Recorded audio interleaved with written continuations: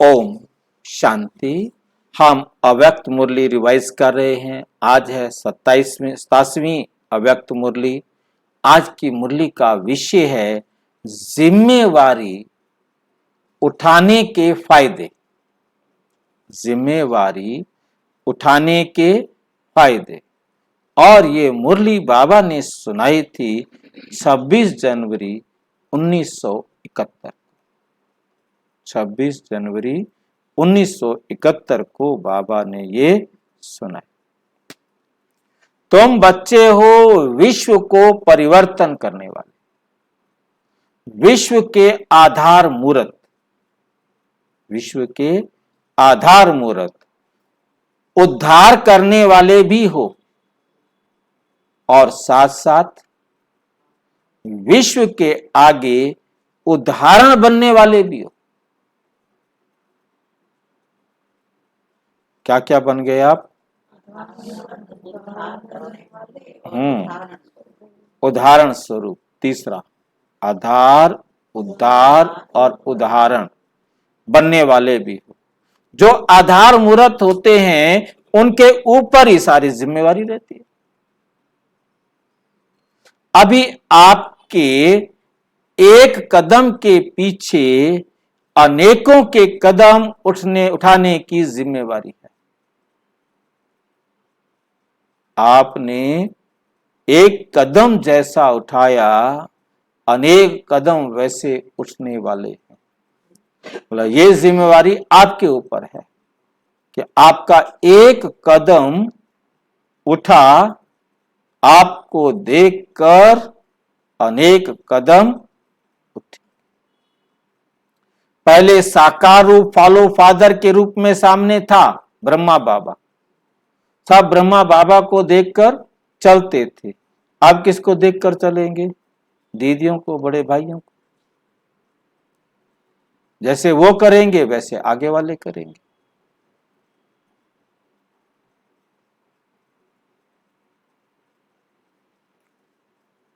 अभी आप लोग निमित्त मूर्तियां हो तो ऐसे समझो कि जैसे जिस रूप से जहां हम कदम उठाएंगे वैसे सर्व आत्माएं हमारे पीछे फॉलो करेंगे। ये जिम्मेवारी है। ये आपके ऊपर क्या है? जिम्मेवारी है। सर्व के उद्धार मूर्त बनने कारण सर्व आत्माओं की जो आशीर्वाद मिलती है तो फिर हल्कापन भी आ जाता है, मदद भी मिलती है। फिर क्या मिलती है? मदद भी मिलती है, जिस कारण जिम्मेवारी हल्की हो जाती है। बड़ा कार्य होते हुए भी ऐसे अनुभव करेंगे जैसे कोई करा रहा है, जैसे कोई करा रहा है। ये जिम्मेवारी और ही थकावट मिटाने वाली है। फ्री रहना मन को भाता ही नहीं। फ्री रहना मन को भाता ही नहीं। जिम्मेवारी अवस्था को बनाने में बहुत मदद करती है। बाप दादा जब महारथी बच्चों को देखते हैं तो सभी के वर्तमान स्वरूप और इसी जन्म के अंतिम स्वरूप और दूसरे जन्म के भविष्य स्वरूप तीनों ही सामने आते हैं। बाबा महारथी बच्चों को जब देखते हैं तो उनके सामने तीन रूप सामने आते हैं।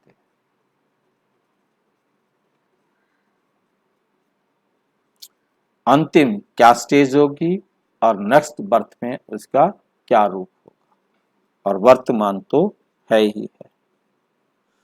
आप लोगों को ये फीलिंग स्पष्ट रूप में आती है कि ये हम बनने वाले हैं। हम ताज व तख्तधारी होंगे। आगे चल ये भी अनुभव करेंगे जैसे साकार रूप में प्रत्यक्ष अनुभव किया ना, कर्मातीत अवस्था भी स्पष्ट थी और भविष्य स्वरूप की स्मृति भी स्पष्ट थी। ब्रह्मा बाबा को स्पष्ट थी ना,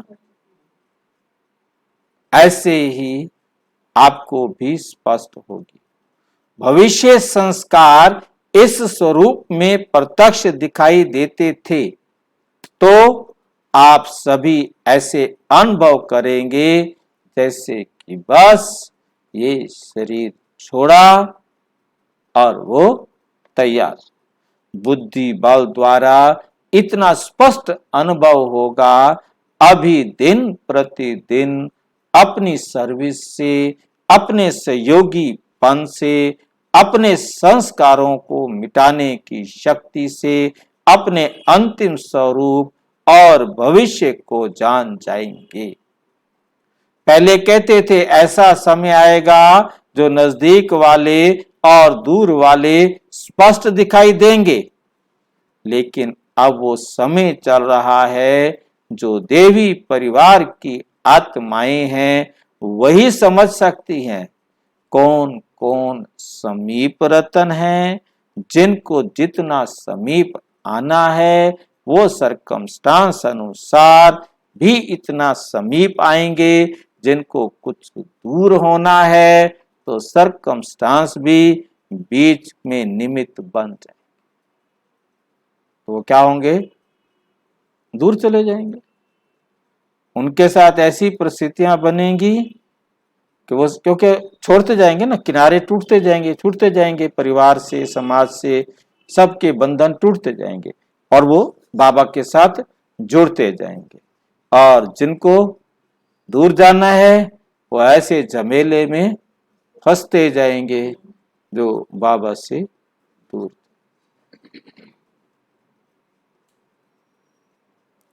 जो चाहते हुए भी नहीं आ सकेंगे,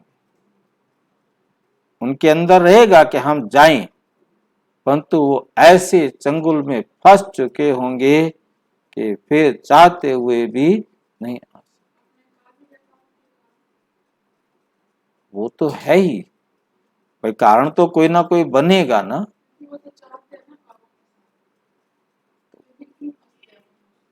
हिसाब है ना,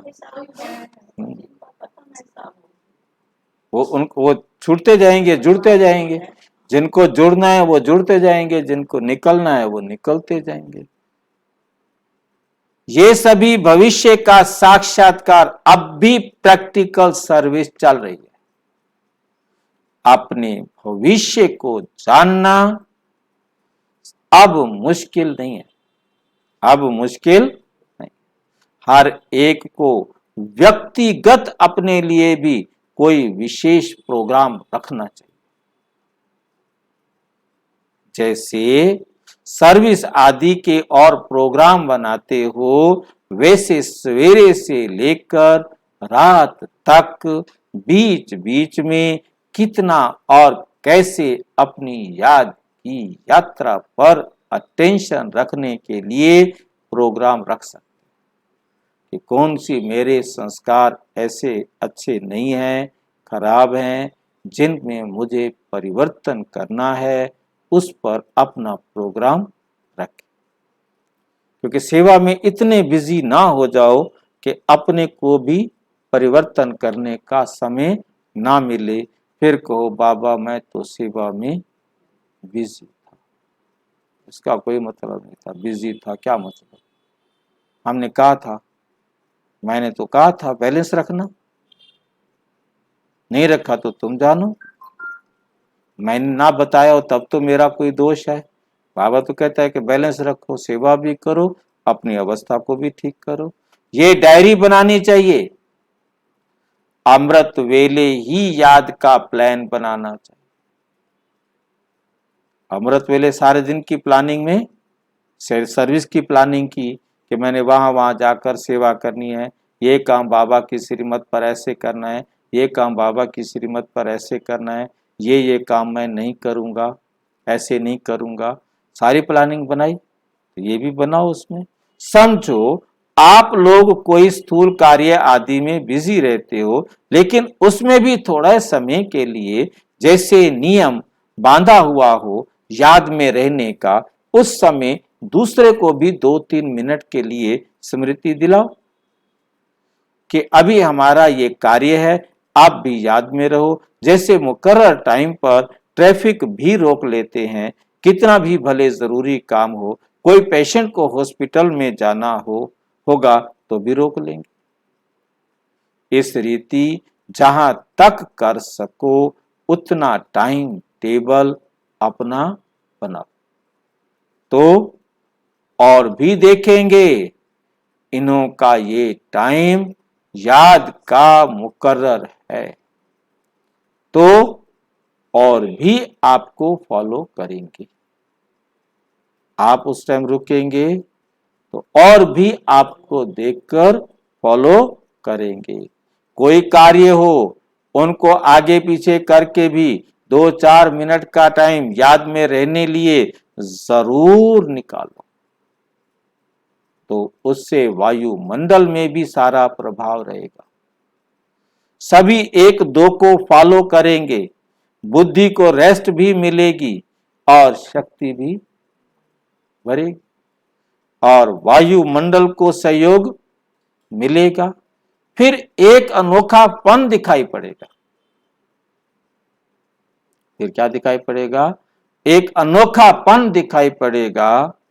जैसे कुछ समय आप 1-2 को याद दिलाते थे, जब हम ज्ञान में आए थे तब ये लाइन सब बोलते थे, शिव बाबा याद है।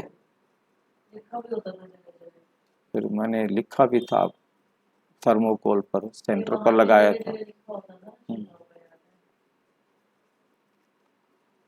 वैसे ही जब देखते हो कोई व्यक्त भाव में ज्यादा है तो उनको बिना कहे अपना अव्यक्ति शांत रूप ऐसा धारण करो जो वे भी इशारे से समझ जाए। तो फिर वातावरण कुछ अव्यक्त रहेगा। तुम्हारी अंतिम स्टेज है साक्षात्कार मूर्त। जैसा जैसा साक्षात मूर्त बनेंगे वैसे ही साक्षात्कार मूर्त बने। पहले तो अपनी मूर्ति बनाओ साक्षात मूर्त जो दिखाई देने वाली है, तो फिर औरों को भी आप क्या करा सकेंगे? साक्षात्कार मूर्त बनेंगे। इसमें समझ में आ रहा है ये लाइन? साक्षात मूर्त बनो। पहले खुद ऐसा बनो कि लोग आपको देखें, फिर उनको साक्षात्कार मूर्त बनेंगे। उनके लिए वो अंत में आपके इसी रूप को याद करेंगे, क्योंकि उन्होंने देखा है ना। तो अंत में आप उनको इसी रूप में याद आएंगे और आपका ये रूप ही उनको शांत।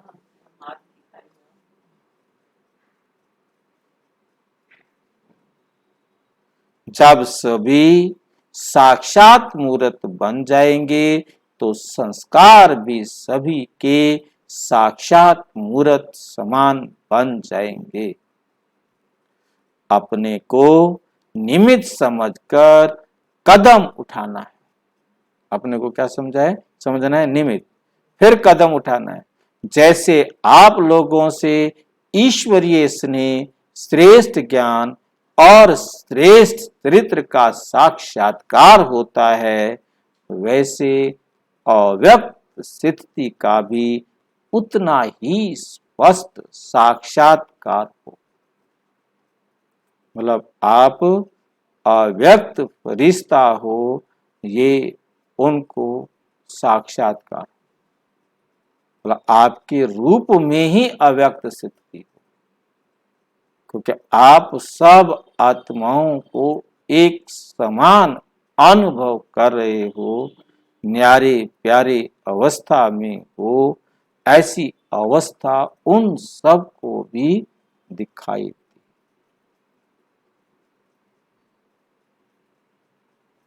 वैसे अव्यक्त स्थिति का भी उतना ही स्पष्ट साक्षात्कार हो, ऐसा प्लान बनाना चाहिए।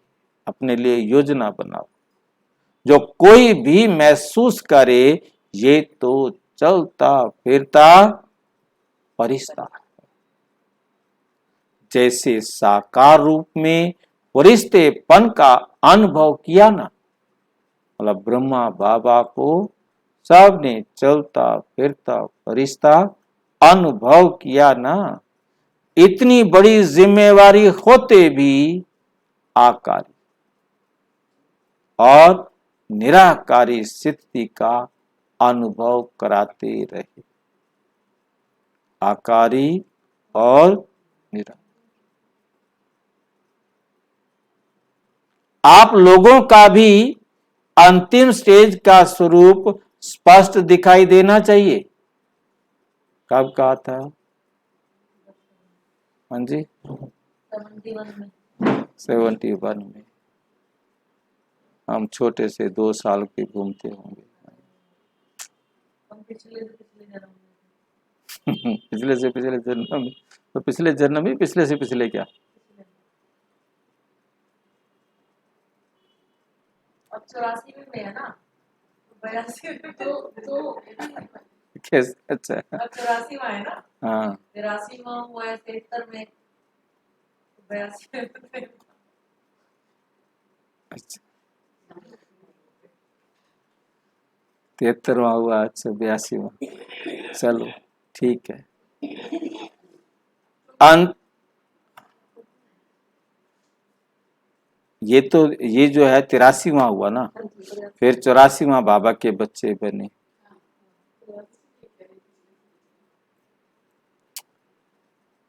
अंतिम स्टेज का स्वरूप स्पष्ट दिखाई देना चाहिए। कोई कितना भी अशांत व बेचैन घबराया हुआ आवे, लेकिन आपकी एक दृष्टि, स्मृति और वृत्ति की शक्ति उनको बिल्कुल बस वो इतना शांत हो जाए कि मैं पहुंच गया, अब मेरी समस्या खत्म, मेरी समस्या का समाधान हो। भले कितना भी कोई व्यक्त भाव में हो, चाहे देह का संबंध व्यक्त भाव, चाहे कोई भी कैसा भी संबंध हो, कोई भी व्यक्त भाव में हो, लेकिन आप लोगों के सामने आते ही अव्यक्त स्थिति का अनुभव करें। अव्यक्त स्थिति का अनुभव करें। आप लोगों की दृष्टि किरणों जैसा कार्य करे, जैसे उसको कुछ मिल रहा है, वाइब्रेशंस मिल रहे हैं। अभी तक की रिजल्ट में मास्टर सूर्य के समान नॉलेज की लाइट देने के कर्तव्य में सफल हुए हो, लेकिन किरणों की माइट से हर एक आत्मा के संस्कार रूपी कीटाणु को नाश करने का कर्तव्य करना। लाइन समझ में आई है? अभी तक रिजल्ट में मास्टर सूर्य के समान नॉलेज की लाइट देने के कर्तव्य में सफल हुए हो। पहला है हमारा कि हम संकल्प के द्वारा उन्हें ज्ञान दें, ज्ञान देने में सफलता प्राप्त करें। फिर दूसरी स्टेज है हमारी, किरणों की माइट से हर एक आत्मा के संस्कार रूपी कीटाणु को नाश करने का कर्तव्य। जैसे सूर्य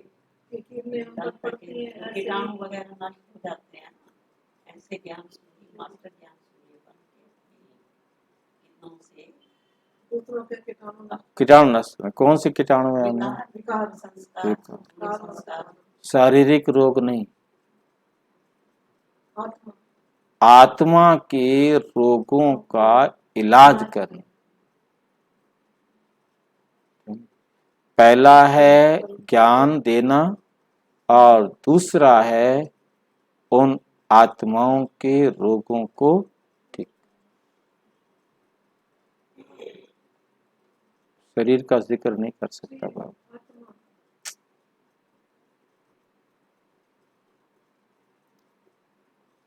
माइट देने का कर्तव्य अब रहा हुआ है। बाबा को यह कि लाइट देना सीख गए हैं, लाइट देना सीख गए हम। मनसा कुछ देखा होगा, वो उस टाइम 71 में देखा तो जो सामने अच्छे अच्छे बच्चे बैठे थे, है नहीं? ऐसे नहीं, मतलब बात समझो ना कि हम बच्चे जो अपना कर रहे हैं। मैं किसी के ऊपर डाउट नहीं कर रहा हूँ। मैं जो बात कह रहा हूँ, मतलब मेरा जो कहने का मतलब हम मैं क्योंकि देखो पहली बात बाबा कह रहे हैं कि आप लाइट से क्या देने से लाइट देने के योग्य बने हो, तो आपकी किरणें आपका व्यवहार से औरों को पहले तो ज्ञान मिले। अभी तो हम घंटों भाषण करते हैं, तब जाकर के किसी एक आधे को हजारों में से सुनाई देता है, समझ में आता है।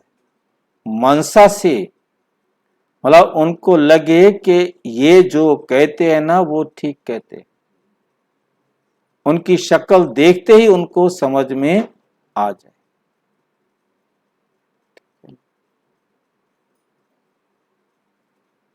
लाइट देने में पास और माइट देने का कर्तव्य अब रहा हुआ है।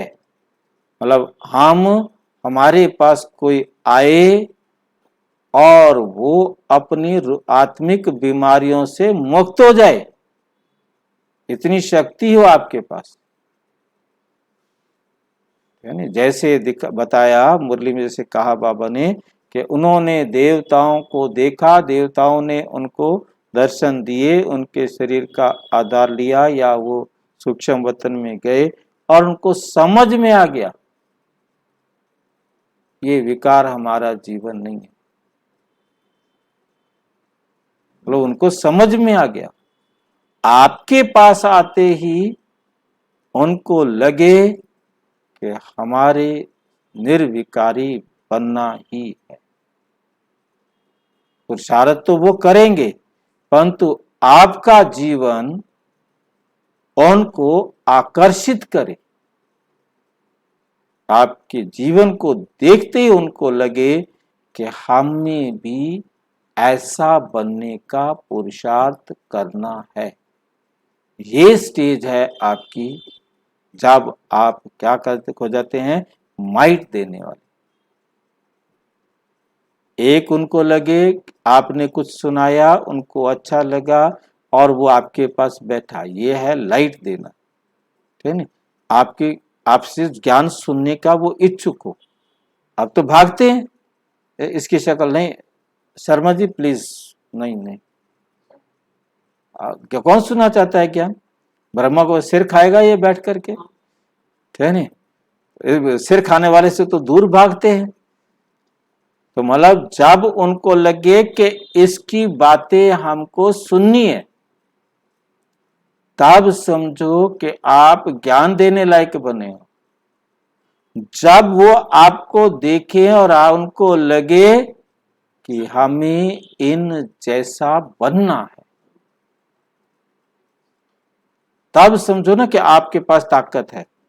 मतलब ये चेक तो हमने करना है ना अपने आप को, कि तब समझो कि वो कार्य पूरा चल रहा है, शक्ति वाला कार्य, कि कोई आता है और आते ही उसको हमारे जैसा, और हम ना बने हो, हमारे को देखकर वो क्यों बनेगा? वो क्यों बनेगा? बाप दादा के पास 4 लिस्ट है। नंबर 1 सर्विसेबल बच्चे, नंबर 2 सेंसिबल बच्चे, नंबर 3 सक्सेसफुल बच्चे, नंबर 4 वैल्यूएबल बच्चे। बच्चों को 4 हिस्सों में बांट दिया, 4 लिस्टें, बाकी बच्चे तो जो हैं मतलब उनमें से 4 लिस्टें चुनी है। सक्सेसफुल भी सब नहीं होते, वैल्यूएबल भी सब नहीं होते। कोई अपने गुणों से, चरित्रों से वैल्यूएबल बन जाते हैं, लेकिन सर्विस के प्लानिंग में सक्सेस नहीं होती। हर एक अपने चार्ट को जान सकते हैं, देखना है हमारा किस लिस्ट में नाम होगा।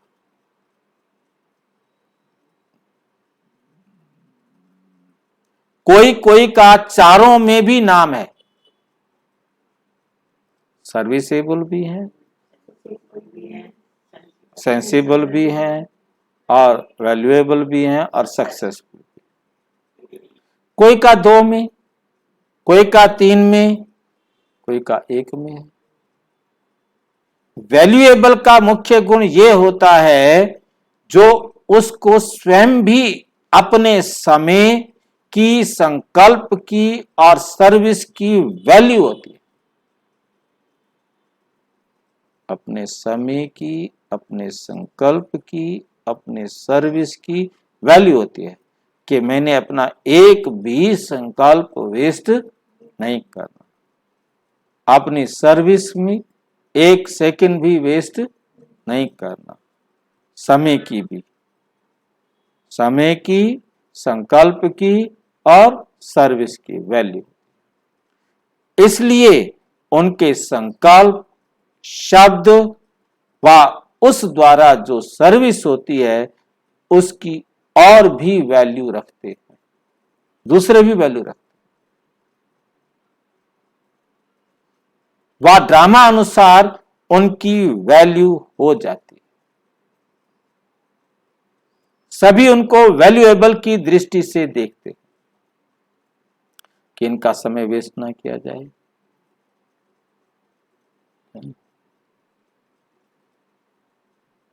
सर्विसेबल फर्स्ट है या सेंसिबल फर्स्ट है? हाँ, दोनों की अपनी अपनी विशेषता है।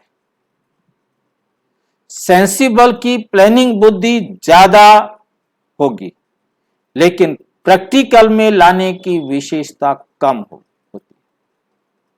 सोचता तो बहुत है, पूरा होता नहीं। पढ़ा मुरली को तो सोचा विष्णु का चतुर्भुज चित्र बना दूंगा, आज मैं शाम वाली क्लास में शो कर दूंगा। मामला गड़बड़ हो गया ना, पूरा नहीं किया ना।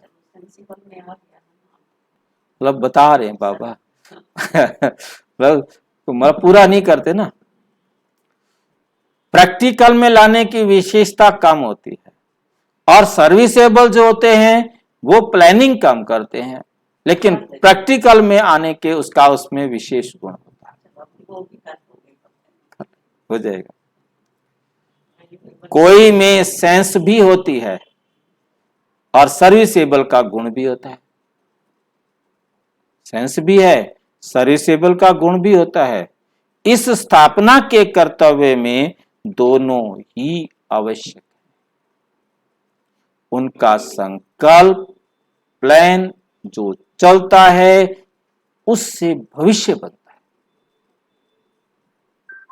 उनके जो प्लान चलते हैं क्या बनता है? उनसे भविष्य बनता है। उनका कर्म से बनता है, उनका प्लानिंग से भविष्य बनता है, उनका कर्म से भविष्य बनता है। अधिक प्रभाव इसका रहता है और सफलता मुहूर्त का फिर अव्यक्त स्थिति के साथ आधार पर परिणाम निकलता है।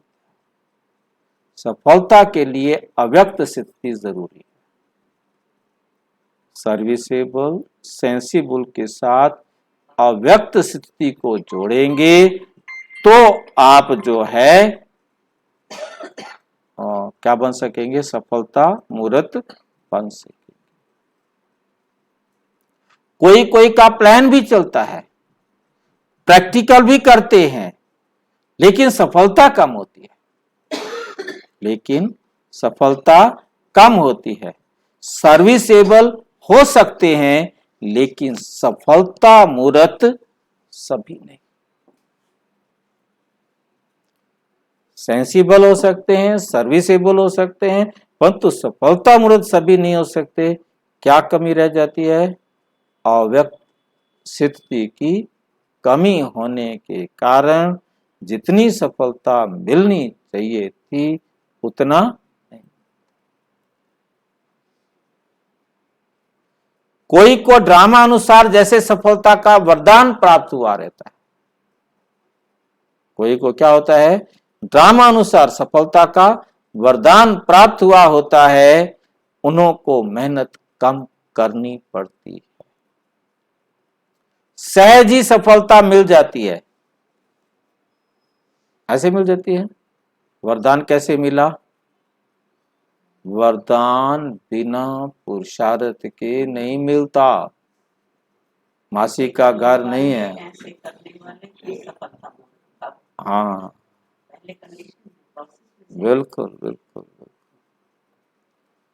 सहज ही सफलता मिल जाती है, क्योंकि अव्यक्त स्थिति का जिन्होंने पुरुषार्थ किया है, अपने आप को फरिश्ता बनाने की जो मेहनत की है, वो उनको सर्विसेबल सेंसिबल से कहाँ ले आती है? सफलता मूर्त में ले आती है। कि किसने कितना अटेंशन दिया है अपने आप को न्यारा और प्यारा, हर एक को एक सम दृष्टि से देखने में। मतलब ये बहुत बहुत बहुत महत्वपूर्ण, क्योंकि देह की दृष्टि से देखा, संबंध की दृष्टि से देखा, अपने पराये की दृष्टि से देखा, तो सेवा में सफलता नहीं होगी, कोई भी काम में सफलता नहीं होगी।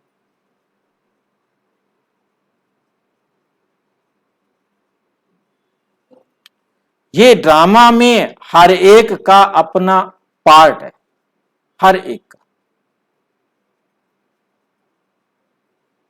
अच्छा, चौथा छोड़ दिया बाबा ने, एक छोड़ दिया ना, सर्विसेबल सेंसिबल सफलता मूर्त। तो ये अच्छा कर दिया बाबा ने। अब वो तो है अच्छा होगा, पर तो उसमें क्या है पता नहीं। यहाँ तो अच्छा कर दिया, यहाँ तो टीचर्स आ गई हैं बाबा के सामने। मतलब एक विषय एक टॉपिक रोक दिया, फिर कभी बताएगा बाबा।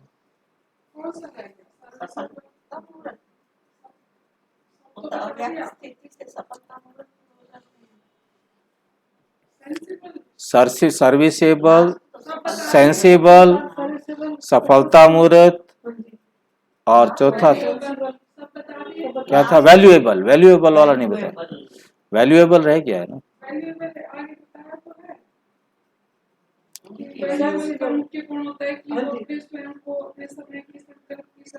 वैल्यू सुनो, चलो टीचर्स। अच्छा चलो, आप टीचर्स हैं बाबा के सामने।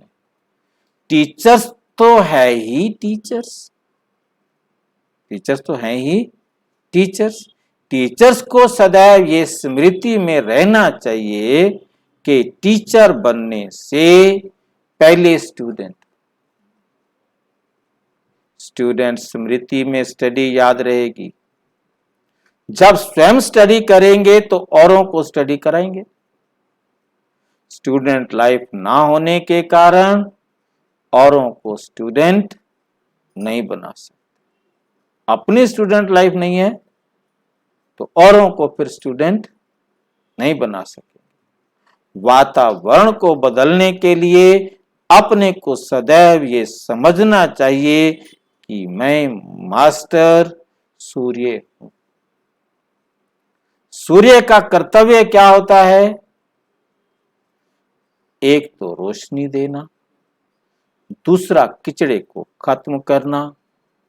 तो सदैव ये समझना चाहिए कि मेरी चलन रूपी किरणों से, बात वही पहले जो कही है ना, चलन रूपी किरणों से ये दोनों तब ये होते हैं।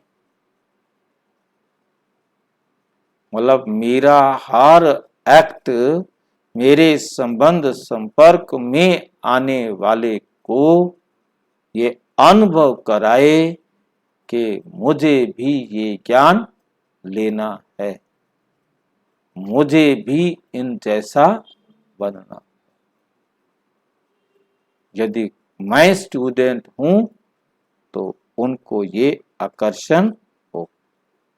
सर्व आत्माओं को रोशनी भी मिले, किचड़ा भी खत्म हो। मानो रोशनी मिलते किचड़ा खत्म ना हो तो समझो कि मेरी किरणों में पावर नहीं है। जैसे धूप तेज ना हो तो कीटाणु खत्म नहीं होंगे। मेरे में पावर कम तो ज्ञान रोशनी देगा, परंतु पुराने संस्कारों रूपी कीटाणु खत्म नहीं। जितनी पावरफुल चीज उतनी जल्दी खत्म। पावर कम तो समय बहुत लगेगा। तो पावरफुल बनना है। ऐसे नहीं समझो कि पढ़ी लिखी नहीं हूं। टीचर्स के लिए ऐसे मत समझो कि मैं इतनी पढ़ी लिखी नहीं हूं। सृष्टि की नॉलेज पढ़ ली तो उसमें सब आ जाता है। किसके लिए कह रहे हो नहीं पढ़ी लिखी हूं? और किसके आगे कह रहे हो?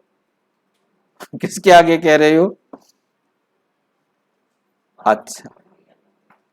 अच्छा, विस्तार से जानने के लिए विश्व में 140 देशों में प्रजापिता ब्रह्मा कुमारी ईश्वरीय विश्वविद्यालय के किसी भी सेवा केंद्र पर संपर्क करें या 9213106986 पर केवल टेलीग्राम करें। 9650692270 पर केवल व्हाट्सएप करें, फोन नहीं। ओम शांति।